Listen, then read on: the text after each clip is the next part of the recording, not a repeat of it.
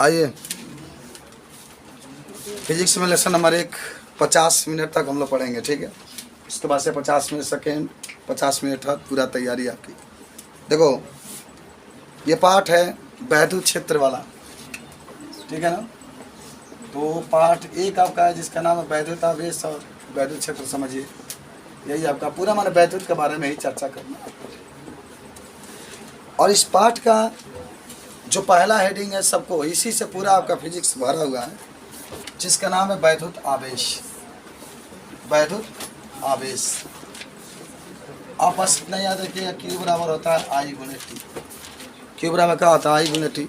और ये नहीं मालूम होगा तो कहाँ कहाँ आप इसका इस्तेमाल किए कोनो ठिकाना नहीं। तो पहले सुनिएगा बाबू, वैद्युत आवेश की बात करेगा तो धारा और जो समय होता है इसके गुणनफल को हम लोग वैद्युत आवेश कहते हैं। याद करो सब लोग। आई को क्या कहते हैं? धारा। आर टी को क्या कहते हैं? समय। तो धारा और जो समय होता है इसके गुणनफल को हम लोग वैद्युत आवेश कहते हैं। इससे किससे प्रदर्शित करते हैं? क्यू से। क्यू से। इसका मात्रा क्या होता है? कूलाम होता है। इसे क्यू से प्रदर्शित करता है, इसका मात्रा कूलाम होता है। देखो इधर समझ लो, जो वैद्युत आवेश होते हैं वो 2 प्रकार के होते हैं, एक धन आवेश और एक ऋण आवेश। धन आवेश किसे कहते हैं? जब कोई तत्व इलेक्ट्रॉन को त्यागता है, याद करो, जब कोई तत्व इलेक्ट्रॉन को त्यागता है तो उसके ऊपर धन आवेश का चिन्ह आता है। याद करो, जैसे सोडियम हुआ, सोडियम का अंतिम 11 होता है तो 2 8 1, तो 1 इलेक्ट्रॉन को त्यागता है, इसीलिए सोडियम के ऊपर 1 प्लस आता है। मैग्नीशियम 2 इलेक्ट्रॉन को त्यागता है तो उसके ऊपर 2 प्लस का चार्ज आता है। तो धन आवेश हो गया। एक आपका होता है ऋण आवेश। और जब कोई तत्व इलेक्ट्रॉन को ग्रहण करता है, कोई भी तत्व है इलेक्ट्रॉन को ग्रहण करता है तो उसके ऊपर ऋण आवेश का चिन्ह आता है। जितना इलेक्ट्रॉन को ग्रहण करेगा, 1 इलेक्ट्रॉन को ग्रहण करेगा तो 1 ऋण आवेश का चिन्ह आता है। 2 इलेक्ट्रॉन के ग्रहण करता है तो 2 इलेक्ट्रॉन के ऊपर उसके ऊपर ऋण आवेश का चिन्ह आता है। अब वैद्युत आवेश संरक्षित होते हैं, ये भी आप पढ़े होंगे। आपसे प्रश्न पूछा जाता है कि वैद्युत आवेश संरक्षण का नियम बताइए, तो आप कह सकते हैं वैद्युत आवेश को न तो नष्ट कर सकते हैं न तो उत्पन्न कर सकते हैं, केवल एक रूप से दूसरे रूप में बदल सकते हैं। आप एकदम आराम से इसको बता सकते हैं, ठीक है। और आवेश के बाद यहाँ से 1 कूलाम का परिभाषा कोई पूछेगा तो आप सभी लोग जानते होंगे कि यदि किसी चालक में 1 सेकेंड में 1 एम्पियर की धारा बहती है तो वहाँ वैद्युत आवेश से 1 कूलाम होगा। याद करो बाबू, यदि किसी चालक में या तार में 1 सेकेंड में 1 एम्पियर की धारा बहती है तो वहाँ वैद्युत आवेश से 1 कूलाम होगा। ये भी आप बता दें, ठीक है। अच्छा, 1 मिली कूलाम जहाँ भी दिया होगा, 1 मिली कूलाम, ये याद रखिएगा, इसको चेंज करना बहुत ज़रूरी होता है। तो जहाँ भी 1 मिली कूलाम होगा तो 10 के ऊपर -3 कूलाम लिख देता है, मिली को हटाने के लिए। जहाँ भी 1 माइक्रो कूलाम कहेगा तो 10 के ऊपर -6 कूलाम लिख देता है। जहाँ भी नैनो कूलाम कहेगा तो 10 के ऊपर -9 नैनो कूलाम लिख देता है।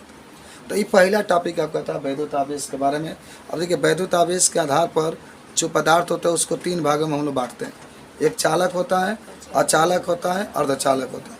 चालक वह होता है जिसके अंदर आवेश प्रवाहित कर सकते हैं, अचालक वह होता है जिसके अंदर आवेश प्रवाहित नहीं कर सकते। उदाहरण कोई पूछेगा तो प्लास्टिक, कांच वगैरह लिख सकते हैं अचालक में। अचालक में आप लोहा लिख सकते हैं, सोना लिख सकते हैं, चांदी लिख सकते हैं। अर्धचालक में, अर्धचालक वह होता है जिसके अंदर चालक और अचालक दोनों का गुण पाया जाता है। जब अर्धचालक शुद्ध अवस्था में होता है तो अचालक होता है, अच्छा बाहर से शुद्धि मिला देते हैं तो क्या होता है? अर्धचालक होता है। तो ये भी बात आपसे पूछा जाएगा, कल अगर आता है क्वेश्चन, ये सब आप लिख लीजिए। उसके बाद से बड़ी बेस्ट इसका एक आता है फार्मूला जिसका नाम होता है कूलाम का नियम। तो कूलाम का नियम होता है कि 2 बिंदु आवेशों के बीच, बिंदु आवेश कहिएगा बाबू, कि 2 बिंदु आवेशों के बीच कार्य करने वाला वैद्युत बल उनके आवेशों के गुणनफल के समानुपाती तथा उनके बीच के दूरी के वर्ग के व्युत्क्रमानुपाती होता है।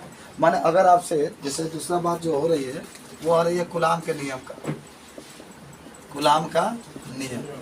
तो कूलाम के नियम का मतलब है भाई बिंदु आवेश से Q1, एक ये बिंदु आवेश से Q2 और इसका बीच की दूरी R है, तो होता है F बराबर, माने F समानुपाती तो होता है Q1 Q2 बटा में R²। लेकिन आप जब इसका समानुपाती के चिन्ह हटाते हैं तो 1/4πε0 इंटू Q1 Q2 बटा में R², ये आपके पास आ जाता है। तो अगर कल क्वेश्चन आएगा कूलाम के नियम लिखिए तो सीधा आप कहिएगा बाबू कि 2 बिंदु आवेशों के बीच, देखो कि 2 बिंदु आवेशों के बीच कार्य करने वाला जो वैद्युत बल होता है, देखो ये आपको वैद्युत बल कहते हैं। जो वैद्युत बल होता है उनके आवेशों के गुणनफल के समानुपाती, जो वैद्युत बल होता है उनके आवेशों के गुणनफल के समानुपाती तथा इसके बीच के दूरी के वर्ग के व्युत्क्रमानुपाती होता है। तो किन्हीं दो बिंदु आवेशों के बीच कार्य करने वाला जो वैद्युत बल होता है उनके आवेशों के गुणनफल के समानुपाती तथा उनके बीच के दूरी के वर्ग के व्युत्क्रमानुपाती होता है। आप सभी लोग जानते होंगे जब समानुपाती का चिन्ह हटाते हैं लेकिन ये तांक आता है जिसका मान होता है 1/4πε0 गुणे Q1 Q2 बटा में r²। अब देखिए कल जब आपके क्वेश्चन आएगा तो क्वेश्चन ऐसे कहेगा, न्यूमेरिकल की मैं बात कर रहा हूँ कि दो बिंदु आवेश है, 5 कूलम है, 10 कूलम है, इनके बीच की दूरी 10 सेंटीमीटर है चाहे 20 सेंटीमीटर।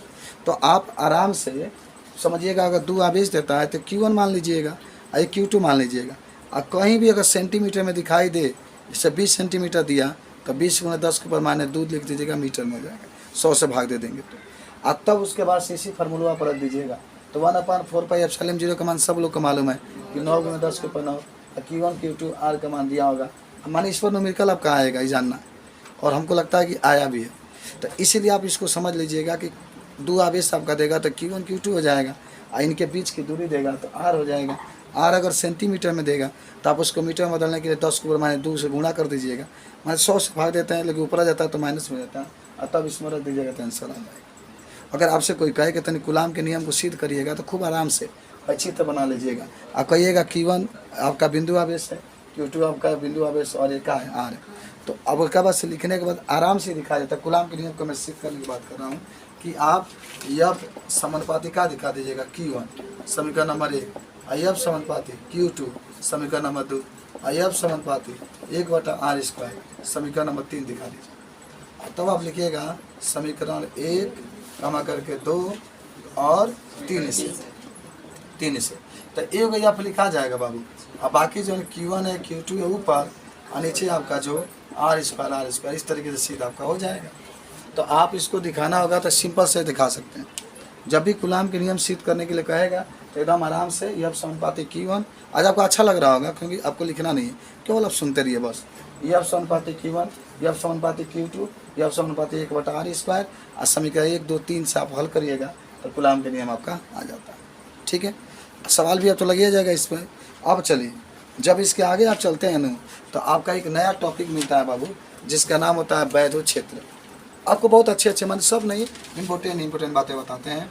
वैद्युत क्षेत्र तो आप सब लोग याद होगा E बराबर है F/Q0। Q0 को परीक्षण आवेश कहते हैं। Q0 क्या कहते हैं? अगर कोई परीक्षण आवेश कोई पूछे नहीं क्या होता है तो कहिएगा परीक्षण आवेश वह आवेश होता है जिसका कोई वैद्युत क्षेत्र नहीं पाया जाता। परीक्षण आवेश, हालांकि हर एक आवेश का वैद्युत क्षेत्र पाया जाता है, लेकिन परीक्षण आवेश एक ऐसा आवेश होता है जिसका कोई वैद्युत क्षेत्र नहीं पाया जाता है। परीक्षण आवेश एकदम याद रखिएगा। इसको नो Q0 से प्रदर्शित करते देखिए, इसका भी मात्रा क्या होता है? कूलाम होता है। अगर आपसे कोई पूछा कि वैद्युत क्षेत्र किससे कहते हैं, ई से प्रदर्शित करते हैं, बात याद रखिए, खूब अच्छा से पढ़ लीजिए आप। तो वैद्युत क्षेत्र कोई कहेगा तो कहिएगा बल, ये आपको बल कहते हैं ना, कहिएगा बल, और जो परीक्षण आवेश होता है इसके अनुपात को हम लोग वैद्युत क्षेत्र या वैद्युत क्षेत्र की तीव्रता कहते हैं। इसका मात्रा को अभी याद रख लीजिएगा, कूलाम, देखिएगा न्यूटन प्रति कूलाम होता है, न्यूटन प्रति कूलाम। अरे आपको न्यूटन लिख देंगे और क्यू को क्या लिखेंगे? कूलाम। अब देखिए होता क्या है, सवाल में कहीं भी आपको देगा वैद्युत क्षेत्र का मान इतना है, तो आज भी आप क्वेश्चन में देख रहे थे उसमें दिया गया था वैद्युत क्षेत्र P का मान था P sin θ आप लगाए थे। तो जहाँ भी वैद्युत क्षेत्र लिख दिया तो आप ई से प्रदर्शित करिएगा। देखिएगा उसका मात्रा एकदम अवश्य लिखा होगा न्यूटन प्रति कूलाम। जहाँ भी बल की बात करेगा बल को उसको F से लिखिएगा, और जहाँ भी आवेश की बात करेगा उसको Q और कूलाम हम लोग लिखते हैं। तो ये बातें सब आपको मालूम हो चुकी है, सब लोग बता देंगे, याद होगा एकदम। आज खाली देखते रहना, याद करते चलना है, याद हो गया तुम लोग का? चलो अब एक आता है टॉपिक कि आवेश के कारण वैद्युत क्षेत्र की तीव्रता बताइए कितना होता है। आइए देखिए जब आवेश के कारण कहेगा ना तो उसमें Q होना चाहिए, और जब वैद्युत क्षेत्र की तीव्रता कहेगा तो उसमें E होना चाहिए। देखिए आपका टॉपिक यही है, कहेगा कि आवेश के कारण वैद्युत क्षेत्र का तीव्रता, आवेश के कारण वैद्युत क्षेत्र का तीव्रता, ये सब में क्वेश्चन आएगा कल, एकदम आप घबराइए मत, पूरा हो जाएगा। यही होता है E बराबर 1/4πε0 इंटू Q/r²। देखिएगा ध्यान से, पहले खूब बढ़िया रिपीट कई बार कर लीजिए कि आपसे प्रश्न पूछे कि आवेश के कारण वैद्युत क्षेत्र का तीव्रता का सूत्र स्थापित कीजिए। तो आपको तो पहले सूत्र याद होना चाहिए कि आवेश के कारण जब वैद्युत क्षेत्र की तीव्रता की बात करेगा तो ई बराबर 1/4πε0 इंटू क्यू बटा आर स्क्वायर। ई बराबर 1/4πε0 इंटू क्यू बटा आर स्क्वायर। इतना आपका इस सूत्र होता है, जौन की ई आपके वैद्युत क्षेत्र की तीव्रता है और क्यू आपका। अब देखिए क्वेश्चन आपसे न्यूमेरिकल में कैसे कहेगा कि एक बिंदु आवेश है जिसका मान इतना कूलाम है तथा उसके बीच की दूरी 10 सेंटीमीटर या 20 सेंटीमीटर है, इतना आपका मान दिया। तो कहता कि वैद्युत क्षेत्र की तीव्रता बताइए। तो जब आपको आवेश मालूम है, त्रिज्या मालूम है, चाहे दूरी मालूम है तो नहीं रख देंगे आप सीधे। आप 1/4πε0 का मान तो आपको मालूम है 9 × 10⁻⁹ होता है। न्यूमेरिकल के लिए हम पूरा ही बता रहे हैं कि कल आपका न्यूमेरिकल कहीं से भी आएगा, आप उसको छोड़ना नहीं। हालांकि हर एक में चीज़ मैं आपको बताते चल रहा हूँ कि ऐसे सवालों में क्यू और आर दिया रहेगा तो ये निकल जाएगा, ई और क्यू दिया होगा, आर पूछेगा तो क्यू निकाल देंगे। अब 1/4πε0 का मान फिक्स होता है कि आप इसके जगह पर 9 × 10⁻⁹ आप लिख दीजिए। अब आपको सिद्ध करना है, तो सिद्ध करके हम बता देते हैं कैसे सिद्ध करना, तो याद रखेंगे। सिद्ध करने के लिए बाबू आप एक क्या करेंगे, क्यू मानेंगे और एक Q0 मानेंगे और इसका बीच की दूरी आर मानेंगे। माना कि दो आवेश है, एक आपका Q है और एक Q0 है। Q0 का परीक्षण आवेश कहते हैं, इनका बीच की दूरी क्या है, आर है। अब आराम से बात समझिएगा, पहले आप कूलाम के नियम से लीजिएगा, याद कर लेना सब लोग। पहले आप कूलाम के नियम से लीजिए, कूलाम के नियम से आपकी याद है कूलाम के नियम, या बराबर 1/4πε0, लेकिन Q1 का जगह पर Q है और Q2 की जगह पर Q0 है और बाटा में नीचे आर स्क्वायर हो जाएगा। ठीक है, खाली आर मत लिखिए, आर स्क्वायर। आप इसको समीकरण नंबर 1 मान लीजिए। ईओ पढ़े होंगे, ई बराबर आप पढ़े होंगे F/Q0, याद आ रहा है कुछ। अब यफ के जगह पर पूरा मानवा जो नाइल बनो, यफ बराबर है ना, तो यफ इसको लिया करके सेट कर दो बस। ई बराबर 1/4πε0 इंटू Q0 इंटू Q0 और बटा में आर स्क्वायर, अब पूरा का बटा में खाली यफ का जगह यहाँ पर फिट हुआ है, अब Q0 नीचे बचा हुआ है, तो Q0 से Q0 कैंसिल, तो ई बराबर आपके पास आ गया 1/4πε0 इंटू Q बटा आर स्क्वायर। अब यह भी आपसे कोई प्रश्न पूछे कि आवेश के कारण वैद्युत क्षेत्र की तीव्रता बताइए, तो ये सूत्र आपको इसी तरीके से सिद्ध करना है। बोलो कोई दिक्कत आपका है? देखिए कोई प्रॉब्लम आपको नहीं होना चाहिए, हर एक टॉपिक आपको बताते चल रहे हैं। अगर कल इस पर न्यूमेरिकल भी आएगा तो आपका आवेश देगा, आवेश का मतलब क्यू देगा, आपका त्रिज्या का मतलब दूरी दे देगा, और जब आवेश और दूरी दे देगा तो आप ई निकाल लीजिएगा 1/4πε0 और क्यू बटा आर स्क्वायर से अगर करके हल करेंगे तो आपका आंसर आ जाएगा। ठीक है, अच्छा चलो ये भी बात आप जान गए तो नहीं, आगे बढ़ते हैं। चलिए मिटा देना इसको, कोई दिक्कत नहीं होना चाहिए, सब चीज़ें आपने लिखा है। ठीक है, केवल आप देखते रहिए। आइए अब देखिए, अब आपसे एक छोटा सा प्रश्न आता है, सब लोग पूछते हैं कि सर वैद्युत द्विध्रुव क्या होता है, वैद्युत द्विध्रुव क्या होता है। एक ये बातें आती है, एक आती है वैद्युत द्विध्रुव आघूर्ण क्या होता है, आघूर्ण क्या होता है। ठीक है ना, इसका तो P बराबर Q इंटू D लिख सकते हैं या P बराबर Q इंटू 2L लिख सकते हैं, जो आपके चाहे ये भी सूत्र हो जाएगा, ये भी सूत्र हो जाएगा। और यहाँ पर दो आप साफ दिखा दीजिए, नीचे दिखा दीजिए, यहाँ पर मान लो Q है, यहाँ पर Q है प्लस Q है माइनस, इसका बीच की दूरी D मान लो या बीच की दूरी 2L मान लो। ठीक है, और पहले इसका तो उदाहरण HCl हो जाएगा, HBr हो जाएगा और H2 भी हो जाएगा। हाँ तो बात समझिए, आपसे कोई पूछे कि वैद्युत द्विध्रुव क्या होता है, तो सुनो बाबू, द्विध्रुव का मतलब दो ध्रुव, द्विध्रुव दो ध्रुव, एक आपका प्लस होगा, एक क्या होगा माइनस। हाँ तो सुनो, अगर आपसे कोई पूछे कि वैद्युत द्विध्रुव क्या होता है तो कहेंगे जब समान परिमाण के परिमाण का मतलब अगर इसका मान 5 कूलाम है तो इसका भी 5 कूलाम होगा, इसका 10 कूलाम है तो इसका 10 कूलाम होगा, इसका 15 कूलाम है तो इसका 15 कूलाम। खूब आराम से पढ़िएगा। कहेंगे आप कि यदि समान परिमाण के आप विपरीत प्रकृति के दो आवेश को बहुत कम दूरी पर या बहुत अल्प दूरी पर रखते हैं तो जो हमें संरचना प्राप्त होती है उसी को कहते हैं वैद्युत द्विध्रुव। देखो एक आपके पास प्लस क्यू है, एक माइनस क्यू है, इसका मान लो आवेश 10 कूलाम है, इसका आवेश 10 कूलाम है, लेकिन प्रकृति अलग है, यह प्लस है और क्या है निगेटिव है। तो जब समान परिमाण के आप विपरीत प्रकृति के दो आवेश को बहुत कम दूरी पर रखते हैं तो जो हमें संरचना प्राप्त होती है इसी को हम लोग कहते हैं वैद्युत द्विध्रुव।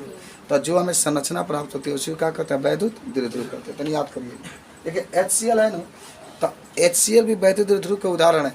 कहाँ कि जब इसको आप तोड़ेंगे ना तो देखिएगा H के ऊपर प्लस आ जाता है और सी एल के ऊपर माइनस। एच बी आर को तोड़ेंगे ना तो एच के ऊपर प्लस और बी आर के ऊपर माइनस, और इसको भी तोड़ेंगे देखिएगा एच के ऊपर प्लस ओ के ऊपर माइनस डबल आता है, क्योंकि डबल आपके प्लस आएगा ना तो डबल माइनस आएगा। तो इस तरीके से वैद्युत केवल द्विध्रुव के बारे में आप जानें। अच्छा, अब आता है कि वैद्युत द्विध्रुव आघूर्ण है, खाली ऊपरा वैद्युत द्विध्रुव था, इसमें वैद्युत द्विध्रुव आघूर्ण ऐड हो गया। तो देखो कहोगे ना कि किन्हीं दो आवेशों में से एक आवेश, कोई आवेश चूज कर लो, या प्लस क्यू कर लो या माइनस क्यू कर लो, एकदम आज आपको सीख ही लेना है कि किन्हीं दो आवेशों में से एक आवेश तथा उनके बीच के दूरी के गुणनफल को, देखो ये क्यू का है आपका आवेश है और डी का है उनके बीच की दूरी है, तो दो आवेशों में से किन्हीं एक आवेश तथा उन आवेशों के बीच के दूरी के गुणनफल को हम वैद्युत द्विध्रुव आघूर्ण कहते हैं, और इसको पी से प्रदर्शित करते हैं। और इसका मात्रक बाबू क्यू के क्या होता है कूलाम, और डी के क्या होता है मीटर, तो कूलाम इंटू मीटर हो जाए। तन बात समझो, तन को प्रेशर में मत रहिएगा, हम प्रेशर में देख रहे हैं कुछ नहीं, पूरा याद है मुझे, आपको हम सुना रहे हैं, हो सकता है कि आप 90% सुनकर आज याद कर लें, तब अच्छा रहेगा आपके लिए कि अभी कहीं बोले ऐसे खड़ा होकर जैसे मैं बोल रहा हूँ, अब बोलना भी चाहिए आपको, ठीक है, इसलिए पढ़ा भी जाता है। तो दो आवेशों में से आज ऐसे कहिए ना कि किसी वस्तुपिंड के आवेश और उसके बीच की जो दूरी होती है उसके गुणनफल को हम लोग वैद्युत द्विध्रुव आघूर्ण कहते हैं, पी से प्रदर्शित करते हैं। मात्रा क्या हो जाएगा कूलाम इंटू मीटर। अब बीमा का होगा एल टी ए, कहें कि क्यू के होता है ए टी और डी का होता है यल, तो इसीलिए पहले बीमा लिखेंगे, नियम होला कि एम लिखेंगे तब यल लिखेंगे तब टी लिखेंगे तब ए लिखेंगे तब टीटा, तो पहले एम तबाना, तो इसीलिए एल टी ए होता है, एल टी ए होता है। अच्छा सुनिएगा, याद रखिएगा, अभी आप सिद्ध करिएगा ना, तो जहाँ क्यू इंटू 12 आता है तहाँ पर क्या लिखते हैं पी लिखते हैं, तो इस सब बात दोनों आपके मालूम हो चुका है। अब आते हैं हम लोग, देखिएगा ध्यान से कि इसमें एक टॉपिक आता है, सुन कहेगा आपसे कि वैद्युत द्विध्रुव आघूर्ण के कारण अच्छी स्थिति में वैद्युत क्षेत्र की तीव्रता के सूत्र। चलिए, वैद्युत द्विध्रुव आघूर्ण के कारण अच्छी, देखिए कल क्वेश्चन आपके आ सकता है, इसलिए बहुत ध्यान से देखिए, आप जानते हुए हर बार पूछा भी जाता है, अच्छी स्थिति में वैद्युत क्षेत्र के न्यूमेरिकल में तो कोई आपको प्रॉब्लम नहीं होना चाहिए, ठीक है, मैं हर एक सूत्र बताते चल रहा हूँ, आप सवाल को देखिएगा पढ़िएगा, एकदम आपको किसी न किसी सूत्र पे ही होगा रख कर काम करना। चलिए, वैद्युत द्विध्रुव के कारण अच्छी स्थिति में वैद्युत विभव का सूत्र आप सब लोग जानते होंगे, मालूम भी होगा सर कि आप जब सिद्ध करेंगे तो ई बराबर क्या आएगा 1/4πε0 इंटू 2p/r। देखिए अगर पहले बात समझिएगा, पहले तो आपको देखिए जो भी सिद्ध करने वाली बातें आती है वो फार्मूला आपको मुजबानी याद होना चाहिए कि आपको प्रॉब्लम ना हो, इसे फार्मूला आपको याद होगा तो ई बराबर 1/4πε0 इंटू 2p का हो गया, तनिक बहुत ध्यान से कायदे से आप देखिएगा, ठीक है ना। अब पी का है, देखिए आपके क्वेश्चन में कहा गया है कि वैद्युत द्विध्रुव आघूर्ण के कारण, जब बात वैद्युत द्विध्रुव आघूर्ण के करेगा तो उसमें पी होना चाहिए कि नहीं होना चाहिए, और जब वैद्युत क्षेत्र की बात करेगा तो उसमें ई होना चाहिए। तो प्रश्न आपसे ई पूछा है कि वैद्युत द्विध्रुव आघूर्ण के कारण अच्छी स्थिति में, तो यही होता है। आप लोग सिद्ध, अच्छा कितने लोग इसमें सिद्ध कर सकते हैं, हाथ ऊपर करेंगे, कितने इसको सिद्ध कर सकते हैं? 3 बच्चे लड़कों में, लड़कियां तो ठीक है ठाक हैं भाई। अच्छा चलो एक बार देख लो, खूब ध्यान से आज सीख लो, ठीक है ना, आज एकदम सीख लो इसको, सब लोग सीख लो। देखो क्या करना है, करना कुछ नहीं बाबू, यहाँ पर आप क्यू लिख लो, इधर माइनस क्यू होता है, यहाँ प्लस क्यू होता है, आज पर एक बिंदु पी ले लो, यहाँ पर ओ ले लो, इसके बीच की दूरी यल, यहाँ भी यल, यहाँ से इसकी दूरी का मान लेते हैं आर, तो ये क्या होगा आर माइनस यल, अरे हो जाएगा ना, यल तो घटाना पड़ेगा, पूरा आर है, यहाँ से लोगे तो यल तो घटाना पड़ेगा, पूरा आर है तो यहाँ से क्या हो जाएगा आर प्लस यल, हो गया बात खत्म, इतना मानना। और आपको याद होगा कुल वैद्युत क्षेत्र ई बराबर क्या लिखता है E1 प्लस E2, चलिए E1 माइनस E2 लिखता है, तो चलिए आखिर माइनस लेंगे चाहे प्लस लेंगे फिर माइनस हुआ ही जाएगा, तो E1 की जगह पर 1/4πε0 इंटू, चलो इसके लिए लो तो Q बटा R के मान कितना है इसके साथ R माइनस यल इसका होल स्क्वायर, चलो माइनस 1/4πε0 इंटू, अब इसके लिए लो तो Q ले लोगे और यहाँ पर आर प्लस एल लोगे इसका होल स्क्वायर। तनको घबराओ मत, आज इसको सीखो। प्लस के साथ ये भी लेंगे, ठीक है। अगर यहाँ पर प्लस लिखे होते तो यहाँ पर माइनस के साथ लेते हैं, ठीक बात। तो कहा हो जाएगा, देखो कुछ कामन ले लेंगे इसमें, क्यू अपान 4 पाई एप्सिलॉन 0 आप कामन ले लीजिए बाबू।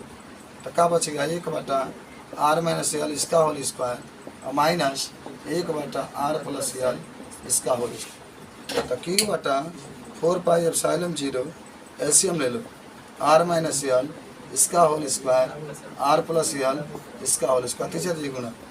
घबरा गए आप लोग, घबरा गए? अभी ना आपको बहुत पढ़ाई करनी है, समझ रहे हैं बाबू। ये बहुत ऐसे कम टीचर आपको मिलेंगे जो रिवीजन कराते हैं खास तरीके से इस समय, जो अपना कोर्स पूरा करने में लगे हैं।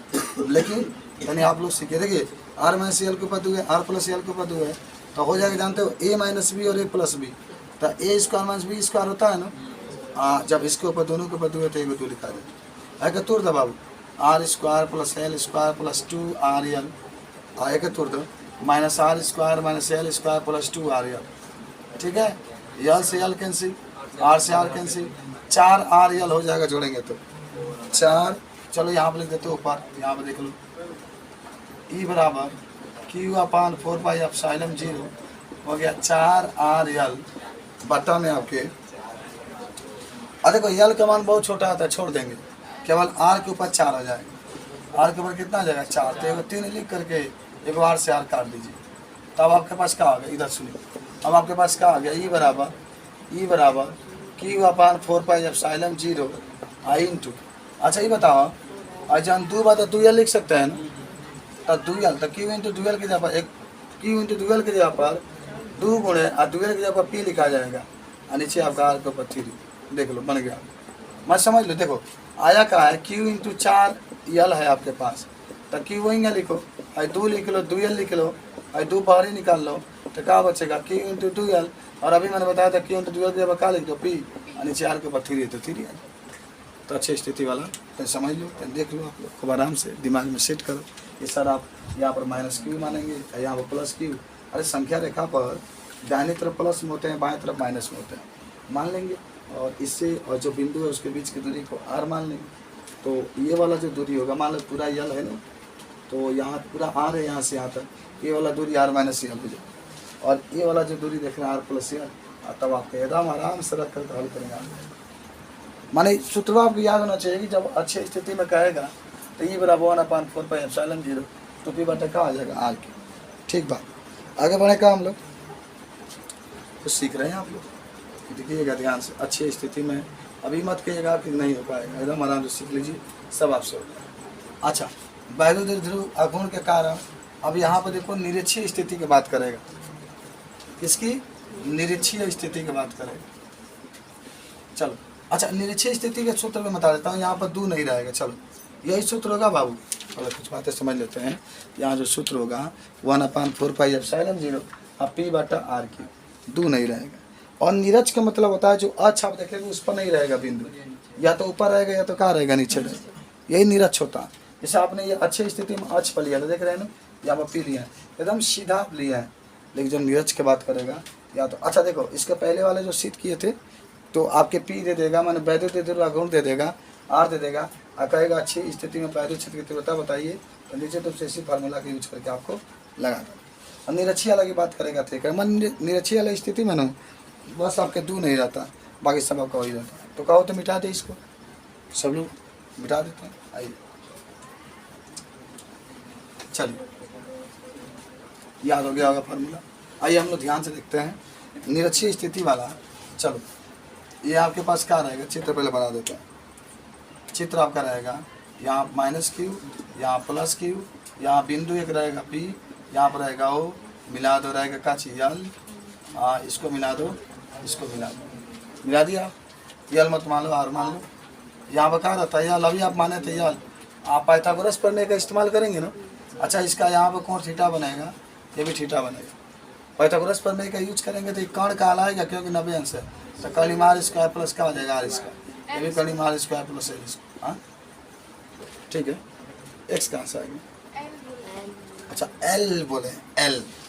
हाँ तो देखिए E बराबर, देखिए दोनों का सेम होगा, E1 cos थीटा आ प्लस E2 कास थीटा। जरा सोचो ना, जैसे न हमनी के दू आवेश बा, दू वैद्युत क्षेत्र उत्पन्न हो, एक क्यू के लिए और एक माइनस क्यू के लिए, लेकिन दोनों सेम है। निरक्षीय स्थिति में दोनों सेम है, दोनों का वैद्युत क्षेत्र समान हो, क्योंकि दूरी दोनों का समान है, तो दोनों का जोड़ करके 2E कास थीटा लिखा जाता है। निरक्षीय स्थिति में मत घबराना कब, 2E कास थीटा याद करो, दोनों का जोड़ करके, क्योंकि दोनों का वैद्युत क्षेत्र समान होगा, क्योंकि दूरी है और क्यू है, वाले माइनस क्यू वाले के प्लस के साथ दिया जाता है, आप जानते होंगे, इसीलिए आपका हो जाएगा। क्या होगा जब इसको ऐड कर देंगे, एकदम दोनों का आप जोड़िएगा, जरूर जोड़िएगा। E बराबर 2E वाई बाई वाई दोनों के कास थीटा, तो E बराबर 2 आप पढ़े होंगे कि आवेश के कारण वैद्युत क्षेत्र की तीव्रता क्या होता है, 1/4πε0 इंटू क्यू बटा आर स्क्वायर। लेकिन आर तो आपके करनी में ये दिया है ना भाई, जो इसके साथ जुड़ा है वही तो आर का मान है। क्यू के साथ जो बिंदु की दूरी होगी तो करनी में R square plus L square, इसके ऊपर 2।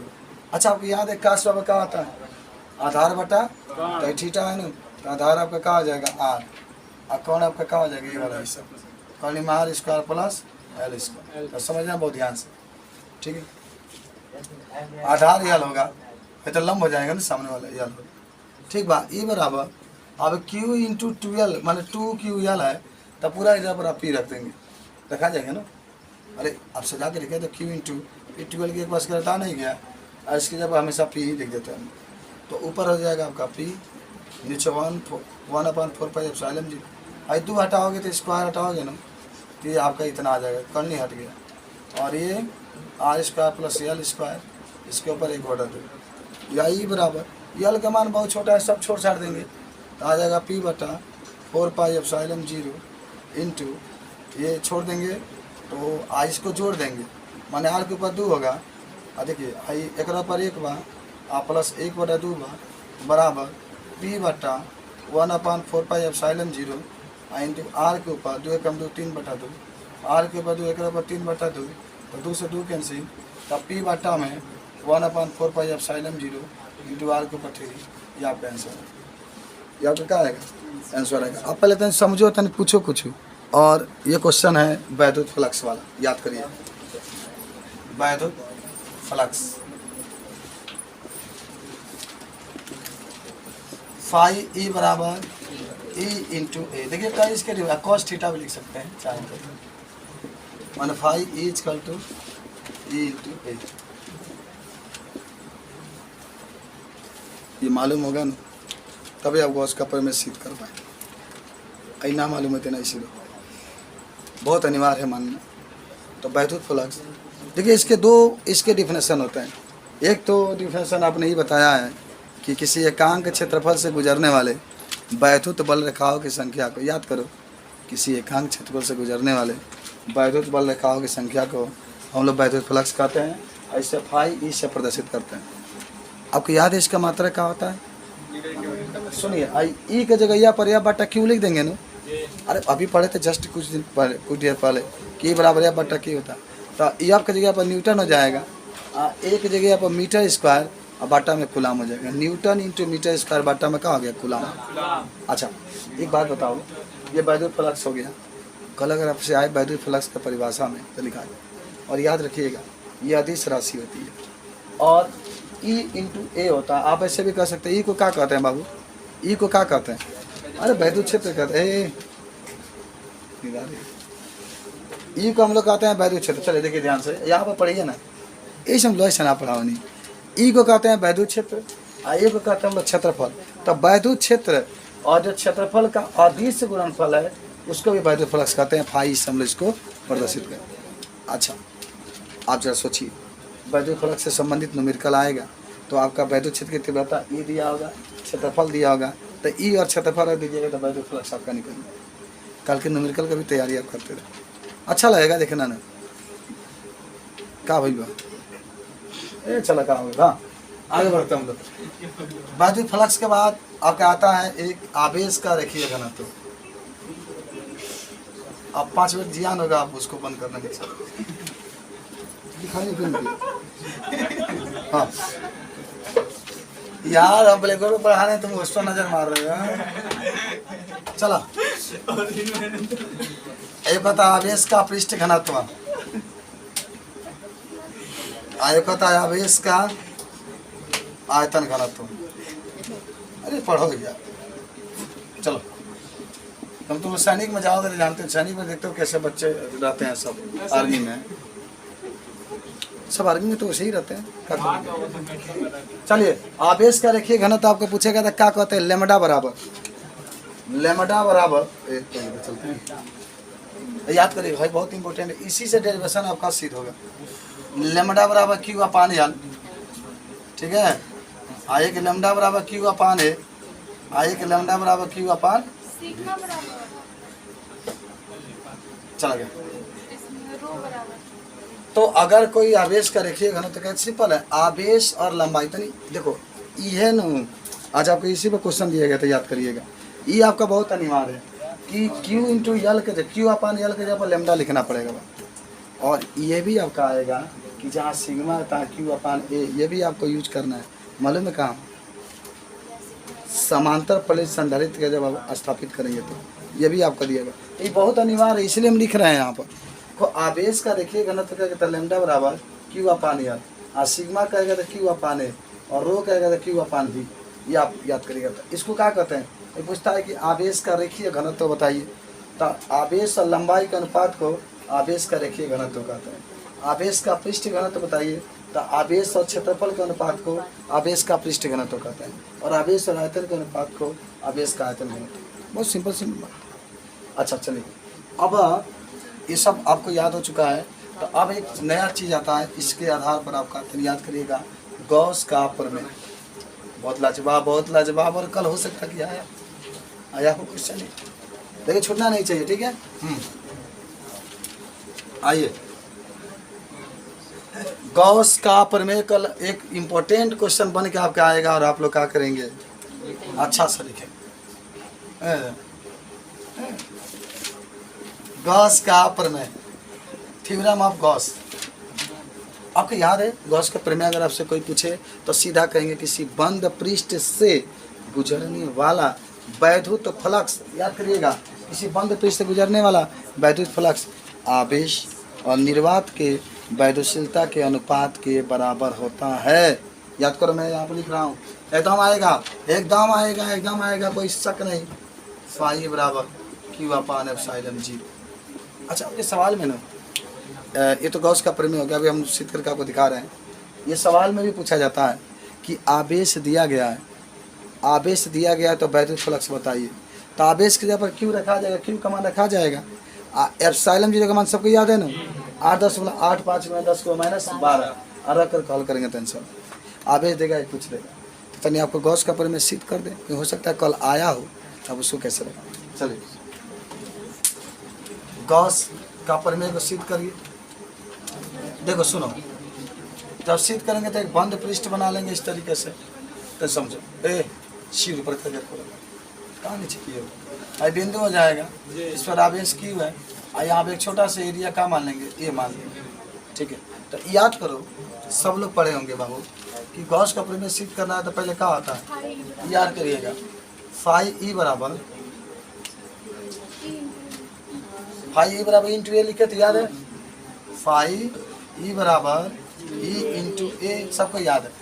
अच्छा, अब याद करो कि जब आवेश के कारण वैद्युत क्षेत्र आप निकाले थे तो क्या लिखे थे, 1/4 पाई एप्सिलॉन 0 इंटू Q अपान R स्क्वायर। और जब ये गोला है तो गोला का वक्र पृष्ठ क्या होला, 4 पाई R स्क्वायर। इंपॉर्टेंट क्वेश्चन आपका है कल के लिए।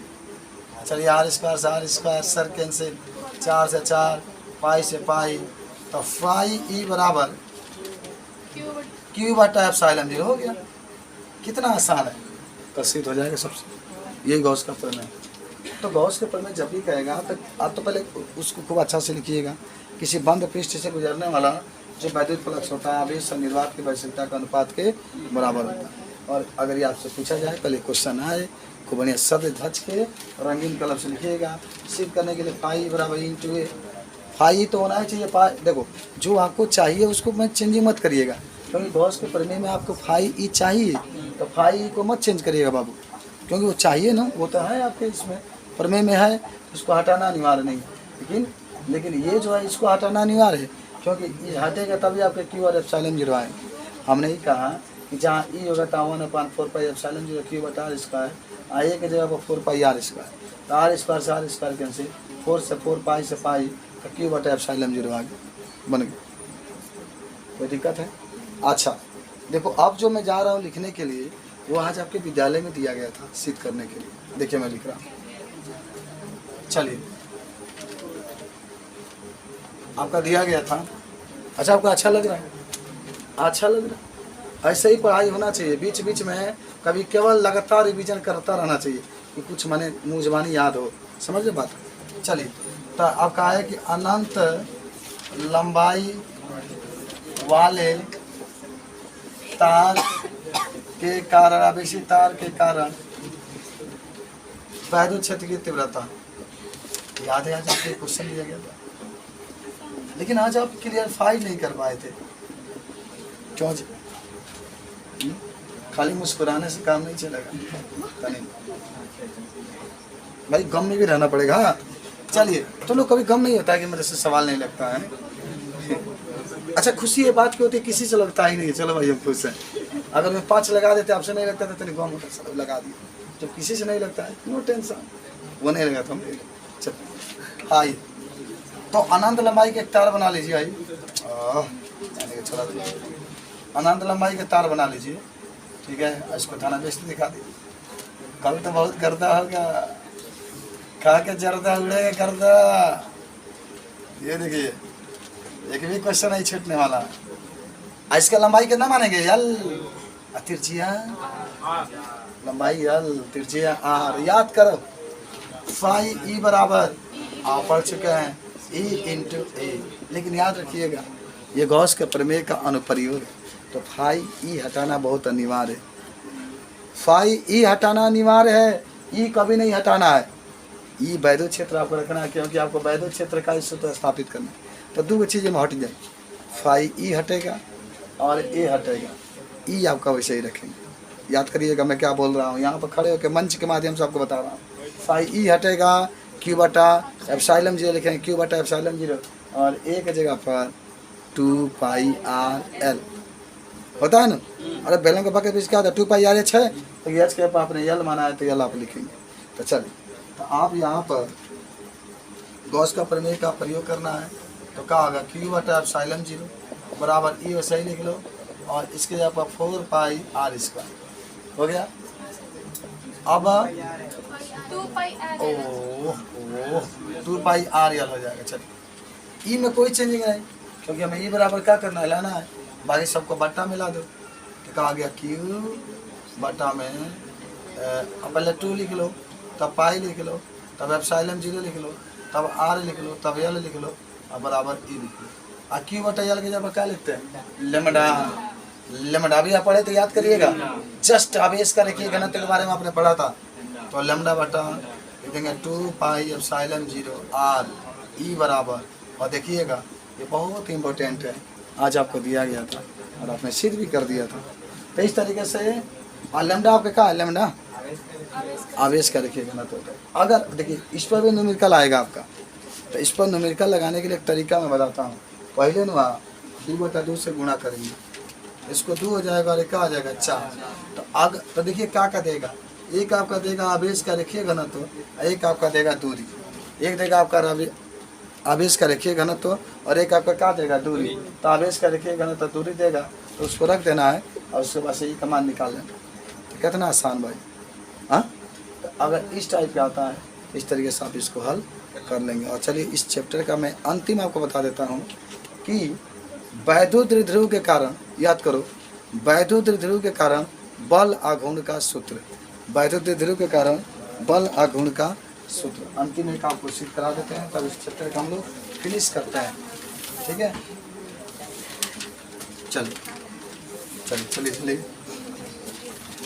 क्या होगा आपका कि वैद्युत द्विध्रुव